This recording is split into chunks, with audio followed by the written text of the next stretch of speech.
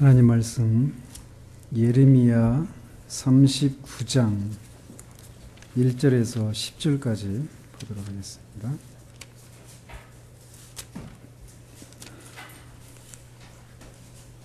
구약성경 예레미야 39장 1절에서 10절까지입니다.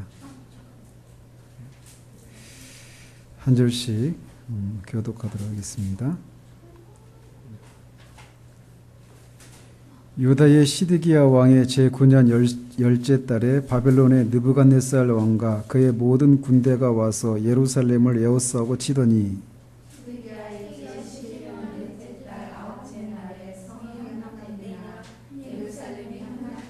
바벨론의 왕의 모든 고관이 나타나 중문에 앉으니 곧 네르갈 사레살과 삼갈 네부와 내시장 살스김이니 네르갈 사레살은 궁중 장관이며 바벨론의 왕의 나머지 고관들도 있더라.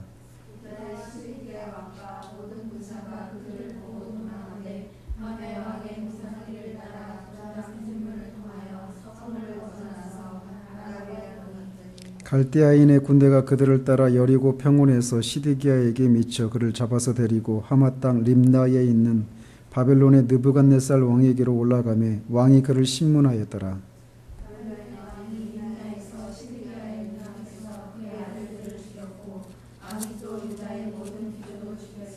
왕이 또 시드기야의 눈을 빼게 하고 바벨론으로 옮기려고 사슬로 결박하였더라.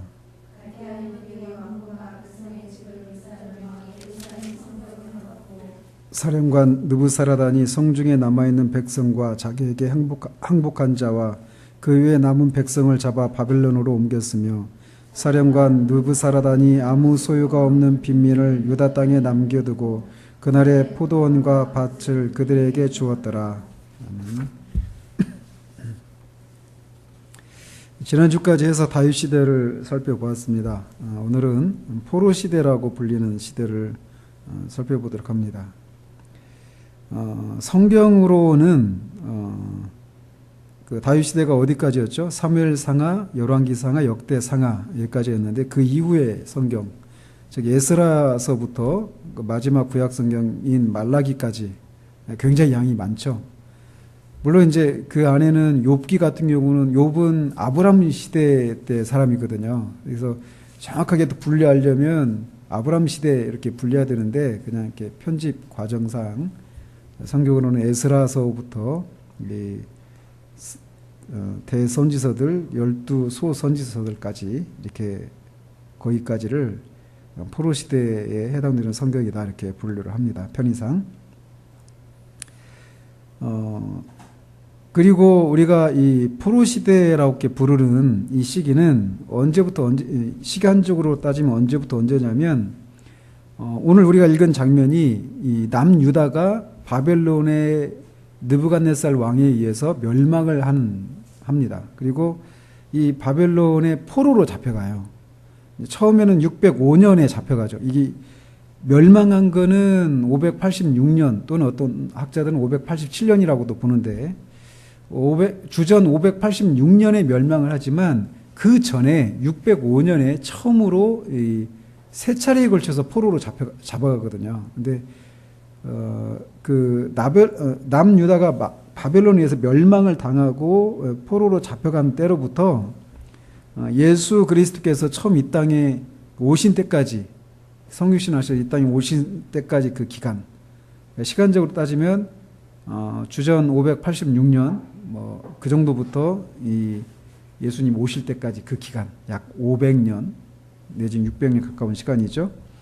그 시기를 이렇게 포로 시대다 이렇게 부르는데 이 유대인들이 그때 바벨론으로 포로로 잡혀가고 나서 이제 뒤에 살펴보겠지만 계속해서 바벨론의 식민 지배를 받고 바벨론의 포로로 이렇게 여러 지역에 흩어져 살았어요. 그리고 나서 바벨론 제국이 무너지고 나서 세워진 제국이 페르시아 제국입니다. 페르시아에 의해서 또 그 식민 지배를 받고 그 다음에 헬라 제국 그리고 또 로마 제국 이 네 개의 가장 강력한 그런 제국들에 의해서 식민 지배를 받았던 시기가 바로 이 시기입니다. 그래서 그 시기를 포로 시대다 이렇게 이름을 붙여요. 그런데 이 시기를 신학적으로는 두 가지 이름으로 또 불려지기도 합니다. 하나는 뭐냐면 신구약 이 중간기다 이렇게 부르기도 해요. 혹시 들어보셨나요? 신구약 중간기다. 그러니까 말라기서가 주전 430년경에 기록이 됐어요. 그게 마지막 구약 성경입니다. 그리고 예수님이 오시고 이제 복음서가 기록될 때까지 그 한 400여 년 가까운 시기 동안에는 성경 계시가 없었어요. 그래서 신약과 구약의 중간기다 이렇게 불린단 말이죠. 그리고 또 이 시기를 부르는 또 다른 명칭이 있는데 제2 성전 시대다 이렇게 부르기도 합니다. 솔로몬 성전이 있었고 이 바벨론의 포로로 잡혀갔던 사람들이 70년 만에 귀환해가지고 와서 한 일이 뭐죠? 우리가 지난주에 역대하 마지막을 봤잖아요. 거기서 뭐 하라고 오라고 그랬죠? 성전을 지으라는 거였어요. 그래서 그 사람들이 포로에서 귀환한 다음에 가장 먼저 한 일이 뭐냐면 성전을 세우는 일이었어요. 근데 성전을 세우는 과정이 순탄하지가 않았죠. 그래서 처음에 와가지고 다음 해부터 성전 터를 닫고 막 성전을 지으려고 하는데 방해 세력들이 있었죠. 그러고 나서 그게 16년 동안 지체됩니다. 돌아오고 나서. 그리고 다시 학개, 스가랴 이 두 선지자에 의해서 하나님의 성전 재건 명령이 이렇게 내려지고 다리오 왕 때 이제 성전이 4년 만에 재건이 됩니다. 그래서 이 시기를 그 성전을 짓는데 주도했던 인물이 스룹바벨이라고 하는 사람이었어요. 그래서 그 제2 성전을 스룹바벨 성전이다 이렇게 부르기도 합니다. 그래서 이 시기를 제2 성전 시대다 이렇게 부르기도 한다는 거죠. 그런데 이제 이 시대, 이 포로 시대가 구속사에 있어서 중요한 의미가 뭐냐면 그 시기에 신정국가로서의 이스라엘이라고 하는 나라가 망했다라는 거예요. 이 구속사적으로 의미가 있는 겁니다. 그리고 이스라엘은 그리스도가 오실 때까지 말씀드린 것처럼 고대 그 중동의 강대국들에 의해서 차례차례 지배를 받게 됩니다. 오늘 우리가 읽은 이 장면 멸망을 했잖아요. 그리고 유다의 왕이 잡혀서 막 눈이 빼지고 죽고 아들이 다 자기 보는 앞에서 다 죽고 포로로 잡혀가고 우리가 지난주에 살펴본 것처럼 그 마지막에 막 성전이 파괴되고 막 이런 일이 있었죠. 그 완전히 어떻게 보면은 이스라엘이라고 하는 나라가 완전히 멸망을 했기 때문에 완전히 실패한 역사로 보인단 말이에요. 우울하고 모든 것이 끝나버린 그런 상황이에요. 그런데 그런 의미만 있는 게 아니라는 것이에요. 그래서 처음에 이 남유다가 멸망을 하고 나서는 남유다는 바벨론 제국에 의해서 지배를 받습니다.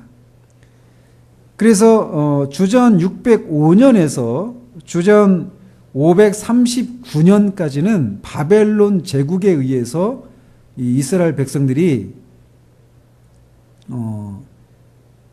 지배를 받다가 바벨론에 이어서 세워진 페르시아 제국, 성경에는 바사라고 했죠. 바사가 페르시아인데 그 페르시아의 지배를 받습니다. 약 200년 정도. 그 주전 539년부터 주전 334년까지 이 페르시아 제국의 지배를 받아요. 그리고 나서 이 페르시아 제국이 이 마케도니아의 왕이었던 알렉산더 대왕 아시죠? 그 알렉산더 대왕에 의해서 페르시아 제국이 멸망을 합니다. 그리고 이 알렉산더 대왕에 의해서 헬라 제국이 세워져요. 헬라 제국이. 그러니까 이 알렉산더 대왕 때 페르시아 제국보다 훨씬 더 넓은 그런 영토를 정복을 합니다. 근데 이 알렉산더 대왕이 그렇게 20살인가 등극해가지고 32살인가 33살이 죽었거든요. 갑자기. 페르시아 정복 전쟁을 갔다가 돌아오는 길에 열병에 걸려가지고 죽고 맙니다. 그러니까 젊은 나이에 갑자기 죽었기 때문에 후계자들을 세울 수가 없었어요. 그래서 이 알렉산더 대왕의 장군들에 의해서 이 헬라 제국이 네 개의 이 나라로 이렇게 분할 통치가 되어집니다. 그런데 이 네 개의 이 알렉산더 대왕 이후의 헬라 제국들 중에 그 네 개의 나라 중에 이스라엘과 관련된 나라는 이 셀류쿠스 왕조라고 하는 것과 프톨레미 왕조라고 하는 이 두 왕조가 있습니다. 이 프톨레미 왕조는 애굽 지역을 중심으로 알렉산드리아 이쪽을 다스렸어요. 애굽의 그 알렉산드리아라고 하는 지역이 있는데 그 지역은 누구 이름 딴 것 같아요? 알렉산더 대왕 이름 딴 거예요. 그리고 이 시리아, 그러니까 이스라엘이 북에 있는 시리아, 이 시리아 지역을 다스렸던 그 왕조가 셀류쿠스 왕조인데 이스라엘 이 지역이 처음에는 프톨레미 왕조에 의해서 지배를 받고 그 다음에는 셀류쿠스 왕조에 의해서 또 지배를 받습니다. 그 지배 그 기간이 한 그러니까 주전 334년부터 164년까지니까 어느 정도 걸린 기간이에요? 거의 170년 정도 되죠. 그죠? 그러니까 그 바벨론에 의해서 거의 한 70년 가까이 포로 생활하고 또 페르시아에 의해서 200년 식민 지배를 받고 그 다음에 헬라 제국에 의해서 170년 정도. 그러니까 440년. 우리 일제 식민 지배를 35년 받았잖아요.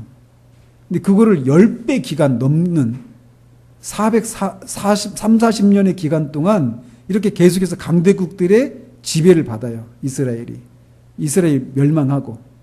그러니까 나라로서 완전히 거의 없어졌다. 존재감을 상실했다. 이렇게 봐도 무방하겠죠. 그죠?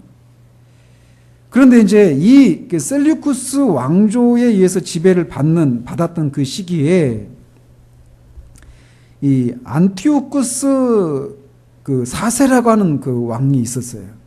셀류쿠스 왕조에 안티오쿠스 4세라고 하는 그 왕조가 있었는데 그 왕이 마치 우리나라를 일제가 우리나라의 민족혼을 말살시키기 위해서 뭐 창씨 개명을 한다든지 우리말을 못 쓰게 한다든지 막 그런 일을 했잖아요. 식민지 교육을 시키고 그런 것처럼 이 안티오쿠스 4세가 이 적극적인 이 헬라화 정책을 펼칩니다. 그러면서 유대인들에 대한 대대적인 핍박을 강행을 해요. 그래가지고 이 예루살렘 성전에다가 이방 신상을 세우고 거기서 돼지피로 알다시피 유대인들은 돼지는 부정한 짐승이어서 먹지 않거든요. 근데 그거를 성전에서 돼지피로 이방 신상에게 제사를 드리게 하고 또 이 부정한 짐승인 이 돼지고기를 유대인들에게 막 먹이는 거예요. 그러니까 이거는 그러면서 이 유대인이면 그거를 안 먹잖아요. 자기 그 율법에 따라서 안 먹으면 죽이는 거예요. 먹으면 살려주고. 그러니까 유대인들에 대해서 막 그게 유대인들에게는 말할 수 없는 고통이죠. 그죠? 뭐 성경을 폐지해버리고 율법을 지키지 못하도록 유대인들을 이렇게 대대적으로 핍박을 합니다. 그러니까 이제 유대인들 사이에서 대대적인 독립운동이 일어나요. 그런데 이제 이 독립운동이 이제 어떤 사람에 의해서 주도가 됐느냐면 이 당시 마따디아라고 하는 제사장이 있었어요. 근데 이 제사장이 자기가 살고 있는 지역에 이렇게 헬라화 정책을 막 강행하려고 하는 이런 사람들이 들어와 가지고 유대인들에게 돼지고기를 막 먹이려고 하는 거예요. 그러니까 이 사람이 그 헬라인들을 죽이고 산으로 도망합니다. 그러면서 이 유대인들 중에 경건한 사람들은 나를 따르라 하면서 이제 산으로 도망가면서 일종의 독립군이 형성이 되는 거예요. 그래서 그들이 이제 독립운동을 펼치게 되는데 이 마따디아라고 하는 제사장 중에 아들들이 5명이 있었는데 그 5명의 아들들 중에 유명한 아들이 마카비라고 하는 아들이 있었어요. 근데 그 마카비에 의해서 결국은 독립을 쟁취합니다. 그리고 이 마따디아, 이 제사장 가문이었던 마따디아 가문에 속한 아들들에 의해서 그 독립국가를 형성하고 이스라엘이 다시 독립을 이렇게 쟁취하고 약 100년 동안 이스라엘이 독립국가의 그 지위를 누립니다. 그리고 그때 그 왕조를 하스모니안 왕조라 이렇게 부릅니다. 보십시오. 바벨론의 70년, 페르시아의 200년, 그 다음에 헬라에 의해서 170년, 그러니까 440년 동안 식민 지배를 받던 이 나라에 약 100년 동안 독립을 해요. 그리고 나서 주전 63년까지 그 독립국의 그 지위를 누리다가 주전 63년에 로마에 의해서 점령을 당합니다. 그래서 예수님이 오실 때도 이스라엘이 로마의 속국이었어요. 식민지 지배를 받고 있는 그런 상황이었습니다. 그러니까 예수님 오실 그 당시까지 이스라엘은 어떤 상황이었냐면 바벨론, 페르시아, 헬라, 로마라고 하는 강력한 제국들에 의해서 거의 500년 동안 식민 지배를 받은 거예요. 따라서 그 후에 이제 예수님이 오신 거란 말이에요. 그런데 그런 500년 동안 우리나라가 500년 동안 어떤 나라의 지배를 받았다. 그러면 지금 2000년이니까 1500년 되면 언제입니까? 거의 임진왜란 전이죠. 그러니까 임진왜란 전인데 임진왜란이 1592년이죠. 그죠? 그러니까 1500년 초반부터 지금 계속해서 우리나라가 뭐 중국의 지배를 받았다가 몽고의 지배를 받았다가 일본의 지배를 받았다가 뭐 필리핀의 지배를 받았다가 이런 시기인 거예요. 그러면 이 시기 동안에 이 이스라엘이라고 하는 나라가 가지고 있었던 어떤 유대인으로서의 독특한 어떤 문화적인 정체성이나 어떤 종교적인 그런 정체성들을 유지할 수가 없었겠죠. 그죠? 그래서 이 이스라엘이라고 하는 나라는 완전히 그 지구상에 완전히 이렇게 소수민족으로 전락해서 그냥 어떤 민족으로서의 그런 독특함들을 드러내지 못한 채 그냥 끝나버리는 그런 상황이었다라고 볼 수 있단 말이에요. 그리고 우리가 오늘 읽었던 이 본문에서처럼 그렇게 비참한 그런 결과로 끝났단 말이죠. 그래서 예수님이 오실 때 그때는 그때 그 상황에 대해서 성경은 사도 바울은 뭐라고 말을 하냐면 때가 참에 하나님의 아들 예수 그리스도가 율법 아래 나셨다. 예수님이 오셨다라고 말을 한단 말이에요. 그러니까 예수님이 이렇게 500년 동안 4개의 강력한 제국들에 의해서 완전히 초토화됐다라고 말할 수 있는 그런 상황 가운데 오셨는데 왜 그때 오신 예수님에 대해서 때가 찼으니까 왔다라고 말을 했을까라는 것입니다. 예수님이 아브라함을 하나님이 부르시고 아브라함의 아들 이삭이 낳았잖아요. 만약 예수님이 그때 아브라함이 언제 부르심을 받았냐면 예수님 오시기 전 2000년 전이란 말이에요. 근데 예수님이 아브라함의 후손으로 오셨잖아요. 2000년 후에. 근데 예수님이 2000년 후가 아니라 아브라함의 아들로 직접 오시면 안 됐을까요? 아니면 다윗의 후손이시잖아요. 다윗의 아들 솔로몬이 아니라 예수님이 다윗의 아들로 오시면 안 됐을까요?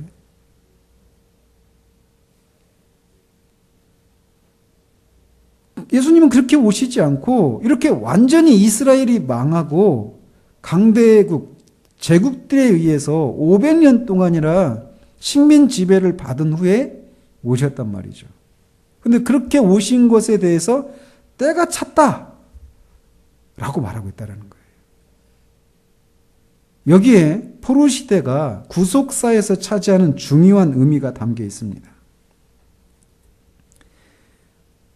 이 언뜻 보면 실패로 끝난 것 같은 이 포로 시대. 포로 500년 동안 식민 지배를 받고 있었으니까 이건 완전히 어둠 그 자체잖아요. 그죠? 근데 그 시기가 하나님의 섭리 가운데 예수 그리스도께서 오시는 것을 준비하는 기간이 되었다라는 겁니다.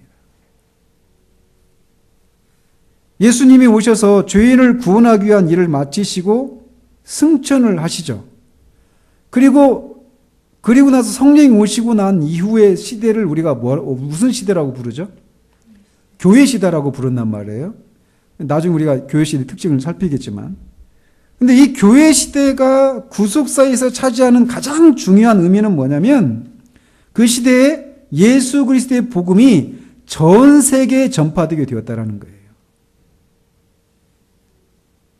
근데 우리가 아브라함 언약의 핵심이 뭐죠? 두 가지였죠. 하나는 신정국가를 이루게 하겠다.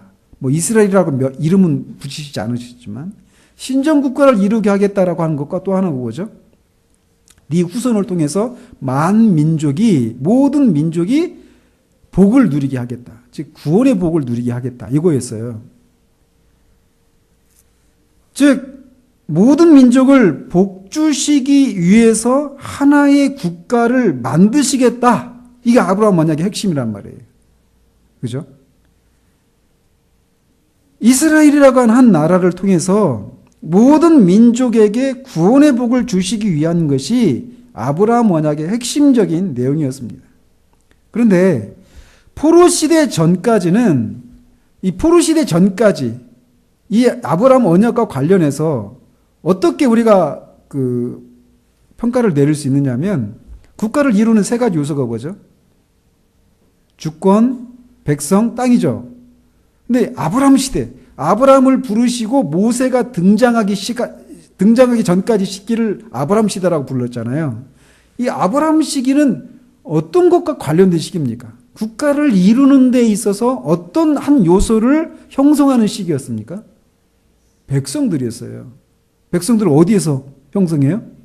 애굽에서. 또 하나님의 놀라운 역사죠. 애굽에서 하나님의 백성들을 형성하는 시기가 아브라함 시기였어요. 그리고 모세가 출현하고 다윗 왕조가 들어서기까지 그 기간을 모세 시대라고 불렀잖아요. 이 모세 시대는 어떤 측면과 관련된 시기라고 했죠? 땅. 그 나라가 한 나라를 세우고 그들이 살 땅을 정복하고 정착하는 그런 시기였어요. 다윗 시대는 왕권, 그죠? 왕권을 확립하는 그런 시기가 다윗 시대였단 말이에요. 그러니까 포로 시대 전까지는 한 국가, 이스라엘이라고 하는 국가, 신정 국가를 세우고 왕권을 세우고 그들이 그 살 땅을 차지하고 거기에 살 백성을 형성하는 이 시기였단 말이에요. 아브라함 시대부터 포로 시대까지. 그러니까 포로 시대가 약 주전 586년이라고 하면 거의 주전 2000년부터 586년이니까 거의 1500년 가까운 시간이잖아요. 이 1500년 가까운 시기 동안에는 아브라함의 그 언약을 형성하는 그런 언약을 일차적으로 성취하는 그런 시기였단 말이에요. 그런데 이스라엘이라고 하는 그래서 그 아브라함 시대는 백성이 형성되는 것과 깊은 관련이 있고 모세 시대는 땅을 차지하는 것과 관련이 있고 다윗 시대는 왕권이 세워지는 것과 관련이 있었던 시기였어요. 이렇게 아브라함, 모세, 다윗 시대에 국가의 세 가지 요소인 백성과 영토와 주권을 형성하는 시기였다라고 할 수 있어요. 그런데 이스라엘이라고 하는 나라가 세워진 목적은 하나님 나라가 어떤 나라인지를 보여주는 것이 궁극적인 목적이 아니었어요. 물론 그런 요소가 있죠. 그렇지만 그게 궁극적인 목적은 아니었단 말이에요. 이스라엘이라는 나라를 세우신 궁극적인 목적이 뭐예요? 그 이스라엘이라는 나라를 통해서 모든 민족이 구원을 받는 거예요. 그런데 이스라엘이라는 나라를 통해서 모든 민족이 구원을 받아야 되는데 이스라엘이 주변 제국들에 의해서 망하게 되어버렸단 말이에요. 포로 시기에. 근데 이것이 하나님이 약속하신 이스라엘이라는 나라를 통해서 모든 민족이 구원을 받게 하시겠다라고 하는 것을 이루는 그런 방식이 되었다라는 거예요. 그러니까 이스라엘 백성이 그 모든 민족을 막 정복해가지고 그렇게 한 것이 아니에요. 오히려 멸망을 당해가지고 식민지 생활을 한 거예요. 근데 그래서 주변에 그 500년 기간 동안에 그 4개의 강대국에 의해서 식민 지배를 받고 있었던 상황이었단 말이에요. 모든 게 끝났죠. 실패처럼 보였어요. 근데 그 기간이 역설적이게도 그 기간이 오히려 아브라함 언약이 성취될 수 있는 이스라엘이라고 하는 나라를 통해서 모든 민족이 구원을 받게 하는 그것이 성취될 수 있도록 준비하는 그런 시기가 되었다라는 것입니다. 이게 하나님의 놀라운 섭리가 담겨 있어요, 거기에. 나중에 살피겠지만, 이렇게 이제, 식민 지배를 받아서 유대인들이 세계에 막 흩어져 있었어요. 그래서 그들이 막 이제 제국 내에 흩어지면서 공동체를 이루고 살았단 말이에요. 그 흩어진 유대인들을 부르는 명칭이 있어요. 혹시, 디아스포라라고 하는 그런 명칭이 있어요. 흩어진 유대인들. 근데, 나중에 우리가 이제 그 교회 시대 때 살펴보겠지만, 초대교회 때 복음이 어디서부터, 예수 그리스도의 복음이 어디서부터 전파되죠? 예루살렘, 그죠? 그 다음에 온 유대와 사마리아와 땅끝까지. 이게 복음이 전파되는 순서란 말이에요. 근데 예루살렘에서 막 폭발적인 오순절 날에 3,000명, 얼마 지나서 5,000명 막 회심하는 일들이 일어났죠. 그리고 그것이 그 예수 그리스도의 복음이 이제 사마리아와 땅끝으로 전파되는데 그 결정적인 계기가 뭡니까? 어떤 일이 일어난 거예요? 핍박이 일어난 거예요. 핍박이. 예루살렘에 대대적인 핍박이 일어난 거예요. 스데반 집사가 순교하고 막 대대적인 핍박이 일어나죠. 그 핍박에 앞에 섰던 사람이 사도 바울이에요. 근데 이 핍박이 일어나서 교회가 완전히 깨졌습니까? 아니죠. 그 핍박이 일어나니까 어떻게 됐어요? 사람들이 도망갔죠, 막. 그래서 어떻게 됐어요? 사마리아의 복음이 전파되는 거예요. 그러니까 핍박이라고 하는 것이 임해서 교회가 완전히 안정이 깨지고 막 끝나버릴 것 같았는데 그것을 통해서 오히려 복음이 더 확산되어 버리죠. 그런 것처럼 이스라엘이라고 하는 나라가 500년 동안 식민 지배를 받으면서 완전히 초토화된 이 암울한 상황들, 이 역사의 어두운 이 시기를 통해서 하나님은 오히려 예수 그리스도의 복음이 전 세계에 전파될 수 있는 그런 것을 준비하셨다라는 거예요. 어떤 방식으로 그런 일을 하셨는가 한번 보면, 먼저 바벨론에 의해서 먼저 포로로 잡혀가서 이제 식민 지배를 받기 시작했다 그랬잖아요. 이 유대인들이 강제로 흩어진 거예요. 포로로 잡혀간 거예요. 내가 저 지역에서 살겠다 이게 아니라 잡아갔단 말이에요. 잡아가서 유대인들이 이제 한 마을에서 공동체를 이루면서 삽니다. 근데 그들이 그렇게 그런 식민지 이방인들이 둘러싸고 있는 그런 속에서 식민 지배를 받는 그런 피지배 민족으로서 살아가면서도 유대인으로서의 정체성을 유지하기 위해서 공동체를 이루면서 살아가요. 그러면서 그들이 공동체를 이루면서 살아가는데 무엇을 중심으로 해서 유대인 공동체를 형성하고 살아가는지 아십니까? 뭐죠? 회당이에요, 회당. 그래서 회당을 이제 옛날에는 예루살렘 성전을 중심으로 그 하나님에 대해서 그 죄인의 구원에 대해서 이렇게 알 수 있었잖아요. 그러니까 그 가나안 지역으로 들어와야만 그 하나님에 대해서 구원의 길에 대해서 알 수 있었단 말이에요. 근데 하나님이 핍박을 그들의 불순종이라고 하는 것을 통해서 심판하셨는데 그 심판을 통해서 이제 유대인들이 세계 곳곳에 흩어지는 거예요. 바벨론 제국 내에 막 여기저기. 그래서 그들이 거기서 회당을 세우는 거예요. 회당을 세우는데 회당을 세우는 기준이 있었대요. 성인 남자 10명이 모이면 회당을 하나 세울 수 있었어요. 성인 남자 10명이면 결혼한 사람들이니까 아내가 있겠죠? 그러면 20명이죠. 유대인들 애 많이 낳잖아요. 5명씩만 해도 50명, 70명이에요. 10명 나면 120명 되는 거죠.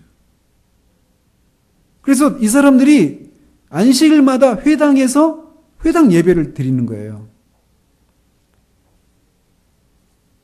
그래서 그 안식일에는 이렇게 성경을 강독하고 하나님을 예배하고 이런 일들을 해요. 회당을 중심으로. 그리고 평일에는 그 회당이 어떤 역할을 하느냐면 학교의 역할을 하는 거예요.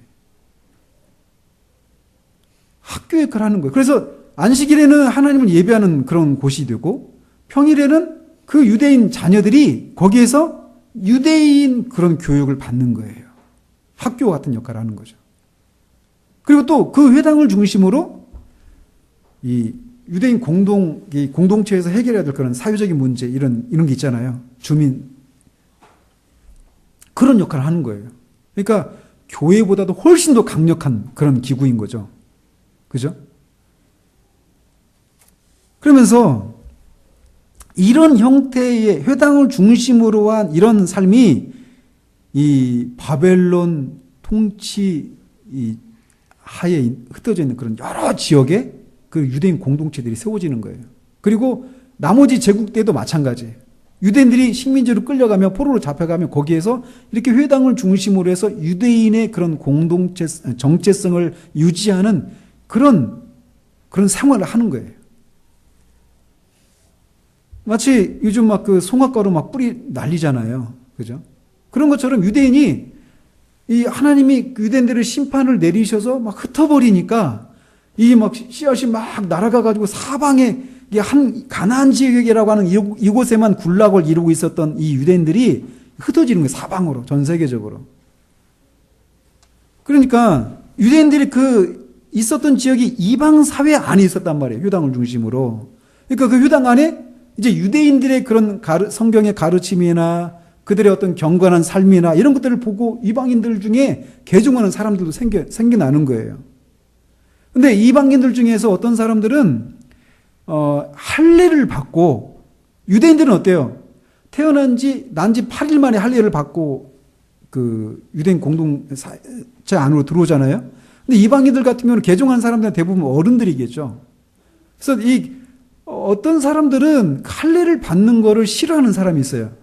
뭐 위생적으로도 그렇고, 뭐 요즘 같은 그런 그 위생적인 상황이 아니니까 성인이 할례를 받는 것들이 쉬운 일은 아니었단 말이에요. 그런 데서 오는 것도 있고, 문화적인 차이로 인해서 할례를 받는 것을 굉장히 혐오하고, 그러다 보면 자기 공동체에서 따돌림 받는 이런 일도 있겠죠. 그런 사람들은 할례를 받지 않고 개종을 하는 거예요. 그런 사람들을 성경의 사도행전 보면은 경건한 하나님을 경외하는 사람들, 경외하는 이방인들, 이런 사람들이 그런 부류의 사람들이에요. 그래서 그런 사람들도 있어요. 그러니까 회당 안에는. 그러니까 그리고 어떤 이방인들 중에는 할례까지 하고 완전히 유대교로 개종한 사람도 있어요. 그래서 예배 형태가 이렇게 성경을 강론하는 강대상이 있다면, 이렇게 여러분들처럼 저를 바라보는, 이렇게 정면에 있는 이 사람들은 원래부터 유대인들, 그리고 할례를 받고 완전히 개종한 이방인들, 이런 사람들이 이제 정면으로 바라보고 예배를 드리고, 회당에 들어와서 예배를 드리고는 있지만 할례까지는 받지 않은 채 개종한 이방인들, 이런 사람들은 옆에 이렇게 옆에서 이제 예배를 드리고 그랬다고 그래요. 그런데 그런 이제 이 회당 예배에서 나중에 이 회당이 사도 바울과 다른 그리스도인들에 의해서 복음이 막 로마 제국 내에 막 전해지잖아요. 그런데 이 회당이 그 복음이 전파되는 전초기지 역할을 했다라는 거예요. 특히 그들 중에서도 회당 예배에 참여하면서도 할례를 받지 않은 이방인들, 이 사람들이 주로 초대교회의 이방인 전도의 첫 대상자들이었다는 거죠. 그래서 사도행전이나 이런 데 보면은 왜 경건한 뭐 귀부인들 이런 표현들 있죠. 그러니까 사도들이 막 복음을 전하는데 그 중에 막 경건한 교부인들이나 경건한 사람들이 그 말을 경청하고 이런 얘기 있잖아요. 근데 그 사람들이 주로 그런 사람들이라는 거예요. 할례를 받지 않은 채 유대인 그 회당 예배에 참여하고 있는 이방인들. 그 사람들이 그러니까 복음을 들고 사도 바울이나 이런 사람 복음 전도자들이 막 그냥 사방팔방 아무런 방향 없이 막 흩어진 것이 아니라 어디로 찾아가요? 회당을 찾아가는 회당을. 회당을 찾아가면 그 대상자들을 만날 수 있는 거예요. 근데 그 일을 언제 하셨냐면 바벨론 제국에 의해서 식민 지배를 받는 그 시기 동안에 그런 일을 했다라는 거예요. 그래서 당시 회당 예배에서 가장 중요한 시간이 성경 낭독 시간이었다고 합니다. 대부분의 사람들이 성경을 가지고 있지 않아요. 성경이 막 굉장히 두루마리로 되어 있잖아요. 그래서 성경 낭독 시간에 유대인들은 성경을 크게 세 부분으로 나눕니다. 구약 성경을. 그때 신약 성경이 없었으니까. 그래서 모세오경, 그 다음에 성문서라고 부르는 부분들, 그리고 예언서.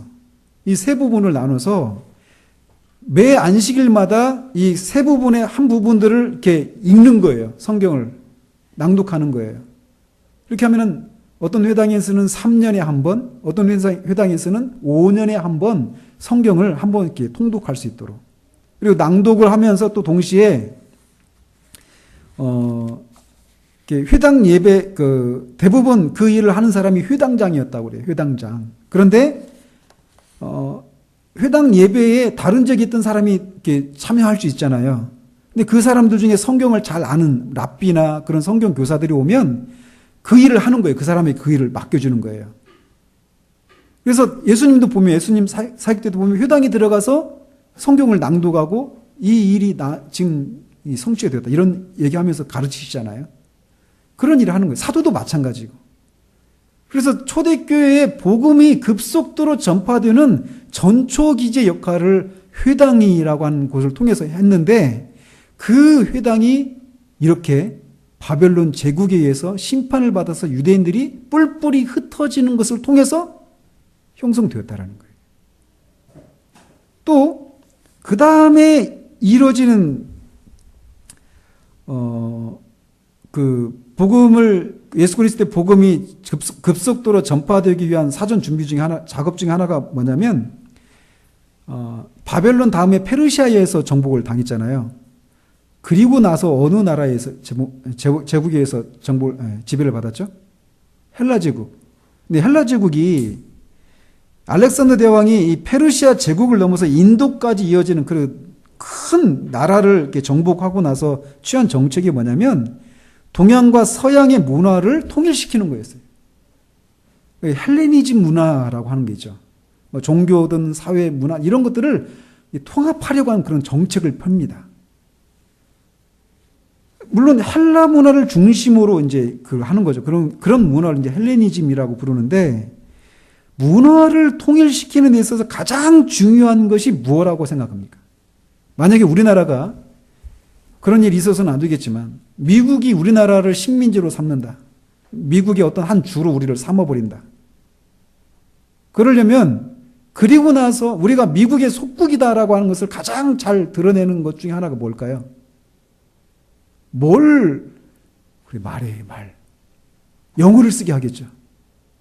그죠? 그런 것처럼 헬라와 정책을 펼치면서 동서양을 이렇게 헬라 문화 중심으로 융합시키려고 하는 이런 정책을 펼치면서 알렉산더가 취했던 게 뭐냐면 자기 제국 내에 있는 나라에서 다 뭘 사용하게 해요? 헬라어를 사용하게 하는 거예요. 헬라어가 공용어가 되는 거예요. 세계 공용어가.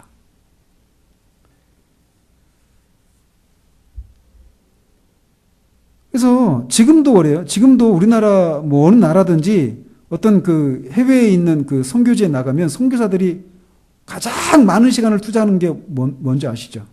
그 나라 말을 배우는 거예요. 그런데 만약에 예수님이 오셔서 십자가에서 죽으시고 다시 사셔서 그를 믿는 자마다 구원을 받는다. 이 일을 이루셨어요. 그래 그 복음을 들고 가는데 말이 통일이 안 돼 있다면 지금같이 오랜 시간이 걸리는 거예요. 그런데 그 당시에 그 예수님이 오시기 전에, 구속사역을 이루기 전에 알렉산더 대왕 때에 의해서 이 제국 내에 언어가 통일이 된 거예요. 헬라어로. 그래서 복음을 전하는 데 있어서 가장 큰 장벽인 언어의 장벽을 없애주신 거예요. 그 포로 시기에. 그래서 초기 복음 전파 지역은 주로 헬라어를 사용하는 지역에 전해줄 수 있었던 것이죠. 그 다음에 헬라 제국 다음에 또 어느 제국이죠? 로마 제국입니다. 로마 제국. 이 로마 제국은 지금까지 있었던 바벨론, 페르시아, 헬라 제국보다 더 강력한 제국이었어요. 근데 어느 정도 강력한 제국이었냐면, 여러분 그 유럽의 그 세계 지도 혹시 보신 적 있으십니까? 보면 뭐 칠판에 그릴 수도 없고 유럽 대륙 있죠. 위쪽에 유럽 대륙이 있고 그 유럽 밑에 쪽으로 어떤 대륙이 있죠? 여기 아프리카 있죠. 그리고 그 유럽과 아프리카 그 사이에 있는 바다가 있어요. 이 무슨 바다죠? 지중해예요. 성경은 대해라고 부르죠. 이 지중해가 있어요. 그리고 지중해 이쪽에는 터키, 이쪽으로는 아시아 대륙이죠. 그러니까 지중해를 중심으로 유럽과 아프리카와 이 아시아, 이 세 개 대륙이 이게 접하고 있는 거예요. 근데 로마 제국이 어느 정도 넓은 영토를 차지했던 제국이었냐면 그 지중해가 로마 제국의 호수라고 불릴 정도였어요. 바다를 호수라고 부를 정도로 넓은 영토를, 유럽과 북아프리카와 아시아 이쪽을 로마 제국이 차지하고 있었던 거예요. 근데 그 넓은 지역을 통치하는 데 있어서 중요한 것이 무엇이었냐면, 내가 거기 로마 제국이 어떤 나라를 정복했어요. 근데 만약에 거기에 반란이 일어나면 반란을 제압해야 되잖아요. 그죠? 그러려면은 군대를 보내야죠. 군대를 보내려면 오랜 시간이 걸려서 보내면 안 되겠죠. 신속하게 보낼 수 있어야 돼요. 그러려면 뭐가 필요합니까? 길을 닦아야 되는 거예요. 길을. 그래서 여러분, 모든 길은 로마로 통한다 이런 얘기 들으셨죠? 그래서 모든 길은 로마로 통한다라고 하는 말이 나올 정도로 로마를 중심으로 해서 유럽으로, 북아프리카로, 아시아로 각 주요 도시마다 도로가 바뀐 거예요. 고속도로가 다. 그리고 고속도로만 닦아놓으면 그 사람들이 안전하게 여행할 수 있습니까? 뭐가 있어야 되죠? 뭐가 유지되어야 되죠? 치안 유지가 되어야 된단 말이에요. 그래서 중요 지역마다 로마 군대를 심어 놓는 거예요. 그러면은 그 도로를 로마 제국 내에 있는 중요 도시들마다 안전하게 그 도로를 중심으로 해가지고 도로를 따라서 그 복음을 전할 수 있는 거예요. 그래서 그 짧은 시기에 급속도로 이 복음이 가나안이라고 하는 이 세계 한 구석에 있던 거기서 발생된 그 예수 그리스도의 그 복음이 로마 제국 내로 급속하게 전파될 수 있었던 거예요. 근데 전파될 때 그 전초 기지가 어떤 데였냐면 회당이었어요. 그리고 그 회당에서 그렇게 복음을 전할 수 있었던 건 뭐냐면 언어 장벽이 없어졌기 때문이에요. 이런 일이 가능했던 것이 뭐냐면 이 포로 시대 때 그 시기에 하나님이 그런 방식을 통해서 그걸 준비해 놓으신 거예요.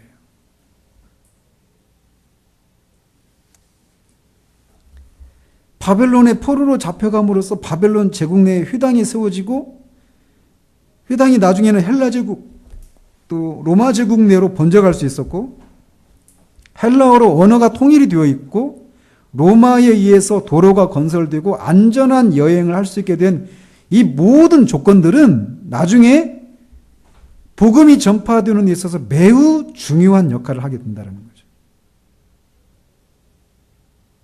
하나님은 그의 무한하신 지혜 가운데서 포로 시대에 이런 것들을 준비하신 거예요.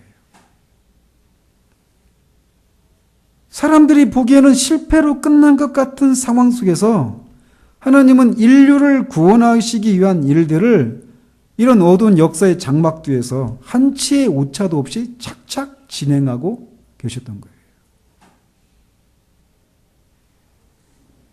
저는 이 하나님 성경이 무엇을 말하고 있는가 이거를 언약을 중심으로 이렇게 살펴가는 과정 속에서 계속 발견되는 하나님을 볼 때마다 하나님은 정말 얼마나 멋지신가. 이 멋지다는 표현을 쓰기가 참 이렇게 가벼운 용어일 수도 있는데 하나님은 우리의 생각을 뛰어넘는 분이시다라고 하는 것을 거듭 보게 됩니다. 죄를 지은 아담에게 여자의 후손을 약속하시죠. 또 하나님의 명령을 어긴 사람들 바벨탑 사건을 위해서 다 흩어버리시죠. 근데 그 백성 중에 사람들 중에서 아브라함을 부르시고 네 후손을 통해 흩어진 모든 민족들을 구원받게 하겠다. 이런 약속을 해주셔요. 그리고 그 일을 위해서 한 나라를 세우시고 땅을 차지하게 하시고 백성을 형성하게 하시고 왕권을 세우셔서 그렇게 한 후에 이 약속을 이루시기 위해서 이 나라를 깨버리시는 거예요. 그리고 깨서 끝난 것 같죠? 근데 그 끝나버린 것 같은 그 상황 속에서 사람들을 흩어서 회당 중심으로 그런 유대인 공동체들이 형성되게 하고 그 회당 안에 이방인들이 들어오게 하시고 언어를 통일시키시고 도로를 닦게 하고 다 그들은 어때요? 그 제국의 통치를 원활하게 하기 위해서 한 거잖아요. 근데 그 역사의 뒤에 누가 계신 거예요? 하나님이 계신 거예요. 인류를 구원하시기 위해서. 이스라엘의 입장에서 보면 나라가 망했잖아요. 식민 지배를 500년 동안 받는 암울한 시기였다 이렇게 말할 수 있잖아요.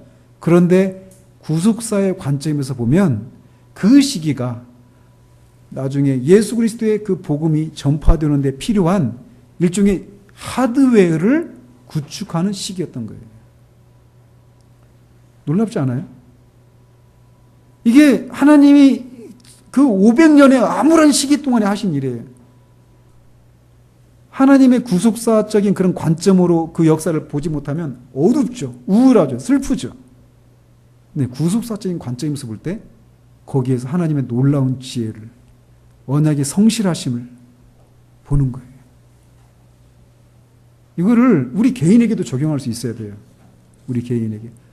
실패한 것 같은, 끝난 것 같은 그런 속에서 하나님의 어떤 계획을 우리 안에서 이루시기 위한 어떤 것들을 준비하시는 시간이라는 거죠. 이렇게 이 포로 시대가 구속사적으로 그런 의미가 있어요. 초대교회 그 복음이, 교회 시대의 복음이 급속도로 전파되는 데 필요한 하드웨어를 구축하는 시기였다.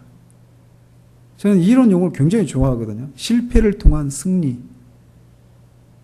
하나님이 일하시는 방식이에요. 가장 대표적인 게 뭐예요? 어떤 사건이에요? 십자가죠, 십자가.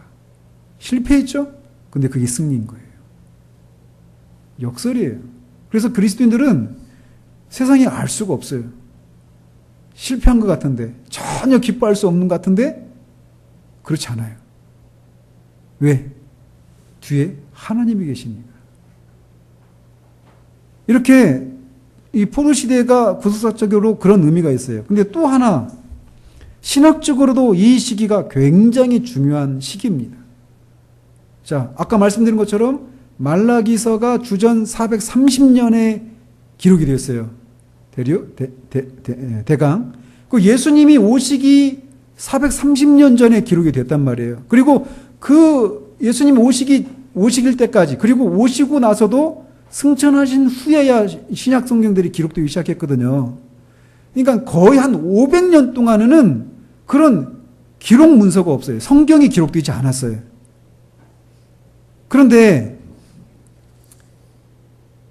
이 포로 시기에 우리가 흔히 문서 선지자라고 부르는 사람들을 통해서 하나님의 구원에 대한 약속과 하나님 나라에 대한 예언을 기록하도록 하셨다라는 거예요. 좀 더 구체적으로 이 이스라엘이 망하고 포로로 잡혀가기 얼마 전부터 이를테면 이사야 선지자, 예레미야 같은 선지자들이죠. 이런 선지자들 그리고 다른 선지자들을 통해서 하나님께서 약속하신 구원에 대한 예언을 기록하도록 하셨어요. 그래서 이 포로 시대에 기록된 그런 성경들 있죠. 특히 예언서들. 그 이사야서, 물론 포로 시대보다 약간 앞선 시기지만 그 엘리야, 엘리사 이런 선지자들이 있었잖아요. 나단 선지자 있었잖아요. 근데 그들은 성경을 기록하지 않았어요. 근데 포로 시대를 얼마 앞둔 시기부터 이사야 시대, 이사야 선지자, 예레미야, 예스겔, 다니엘, 호세아 이런 선지자들 있잖아요. 이 사람들은 그들 중에 얼마는 포로 시대 바로 들어서기 전 나라의 그 이스라엘 멸망을 예언하는 이런 선지자들도 있고. 근데 아무튼 이런 문서 선지자들을 통해서 하나님이 하신 일이 무엇이냐면 하나님의 그 구원 계획에 대해서, 구원에 대한 약속에 대해서, 하나님의 나라에 대해서, 그리고 예수 그리스도에 대해서, 성령에 대해서, 교회에 대해서, 새하늘과 새 땅에 대해서 이들을 통해서 예언을 기록하도록 하신 거예요. 그래서 앞에서 말씀드린 것처럼 제국들에 의해서 언어가 통일되고 도로망이 구축되고 안전한 여행이 또 회당이 세워져서 복음의 전초기지를 준비하신 것은 이 교회 시대의 그 복음이 전파되기 위해서 필요한 하드웨어를 구축한 것이다라고 말할 수 있단 말이죠. 그런데 더 중요한 것은 이런 하드웨어가 구축이 되었어도 도로가 있고 언어도 다 통일되어 있고 회당을 중심으로 해서 사람들 얼마든지 만날 수 있고 안전한 여행을 할 수 있다 해도 복음의 내용이 준비되지 않았다라면, 즉 예수님에 대한 예언, 그에 의해서 이루어질 대속에 대한 교리들, 믿음으로 구원을 받는다는 교리들, 이방인이든지 유대인이든지 누구든지 할례를 받지 않고도 예수를 믿고 마음의 할례를 받으면 구원을 받고 교회를 이룬다. 믿는 모든 사람들에게 성령이 주어진다. 믿는 자들로 이루어질 새하늘과 새 땅에 대한 진리들, 이런 것들은 다 복음의 내용이란 말이에요. 일종의 소프트웨어 같은 역할들이죠. 그죠? 아무리 좋은 그런 컴퓨터를 구축해 놔도, 장비를 가지고 있어도 그거를 구동하는 데 필요한 그런 소프트웨어가 없으면 구동이 안 되잖아요. 근데 이 복음의 소프트웨어에 해당되는 그런 내용들을 포로 시대의 그 어떤 선지자들을 통해서 미리 하나님이 기록을 해 놓으셨다라는 거예요. 이게 어떤 의미가 있느냐면, 만약에 예수님이 오셔서 그런 구속 사역을 다 이루셨어요. 다 이루셨는데 이런 예언서들이 없었다면, 그 사건들이 무엇을 의미하는지, 이 갑자기 나타난 이 예수는 어떤 인물인지, 그가 한 일이 도대체 무슨 일인지, 막 이방인들이 성령을 받고 방언을 하고 막 교회로 막 들어오는데 이게 도대체 무슨 일인지, 유대인과 이방인들이 완전히 원수가 되고 서로 하나가 될 수 없었는데 이들이 교회 안에서 하나가 되고 하나님을 한 아버지로 섬기고 한 나라의 백성이 되어가는 이런 현실들이 다 뭔지, 무엇을 의미하는지 알 수가 없는 거예요. 신약 성경이 뭡니까? 이 예언서들을 통해서 그 예언된 그 구속에 대한 그 얘기들을 설명하고 해석하는 거예요. 그래서 복음서를 읽어보시면 예수님의 가르치심이나 그의 행적 이런 것도 보면 다 말씀을 응하게 하기 위해서 말씀에 이르시되, 그 말씀들이 다 어느 시대에 기록된 예언서이냐면 포로 시대예요.